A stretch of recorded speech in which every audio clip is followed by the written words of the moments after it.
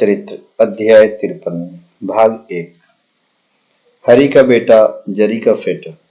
बम्बई के हरि कनोबा ने अपने कई मित्रों और संबंधियों से साईं बाबा की अनेक लीलाएं सुनी थी, परंतु उन्हें विश्वास ही न होता था क्योंकि वे अविश्वासी थे। वे स्वयं बाबा को परीक्षा करने का निश्चय करके अपने कुछ मित्र सहित बम्बई से शिरडी आए।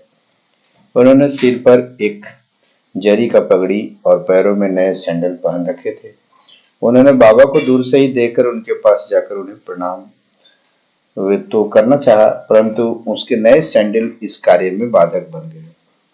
उनकी समझ में नहीं आ रहा था कि अब क्या किया जाए। जब उन्होंने अपने सैंडल मंडप के एक सुरक्षित कोने में रखे और मस्जिद में जाकर बाबा के दर्शन किए, लेकिन उनका ध्यान सैंडलों पर ही लगा रहा।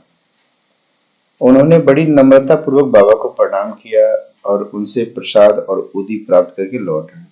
जब वे उन्होंने कोने में दृष्टि डाली तो देखा कि सैंडल गायब हो चुके थे।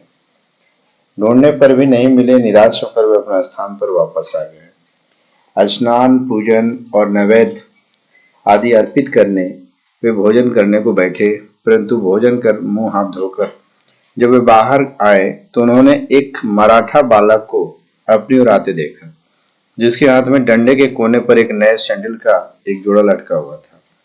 उस बालक ने हाथ धोने के लिए बाहर आने वाले लोगों से कहा कि बाबा ने मुझे एक डंडा हाथ में देकर रास्तों में घूम घूम कर हरि का बेटा जरी का फेटा को पुकार लगाने को कहा है, तथा जो कोई कहे कि ये सैंडल हमारे हैं, उससे पहले यह पूछना क्या उसका नाम हरि और उसके पिता का नाम कानोबा से है। साथ ही ये भी देखना कि यह जरीदार साफा बांधे हुए है या नहीं, तब इन्हें उसे दे देना। बालक का कथन सुनकर हरि कनोबा को बेहद आनंद और आश्चर्य हुआ और उन्हें आगे बढ़कर बाबा से कहा, ये मेरे ही सैंडल हैं और मेरा ही नाम हरि है और मैं ही कनोबा का पुत्र हूँ। यह मेरा जरी का साफा देखो। बालक संतुष्ट हो गया और सैंडल उन्हें दे दिए। उन्होंने सोचा कि मेरी जरीदार पगड़ी तो सबको ही दिख रही थी, हो सकता है कि बाबा को भी दृष्टि में पड़ गई हो, परंतु यह मेरी शिरडी यात्रा का प्रथम अवसर है।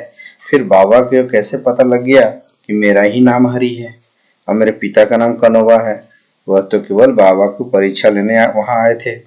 उन्हें उस घटना से बाबा को महानता विदित हो गई और उनकी इच्छा पूर्ण हो गई। वह सहर्ष घर लौट आए।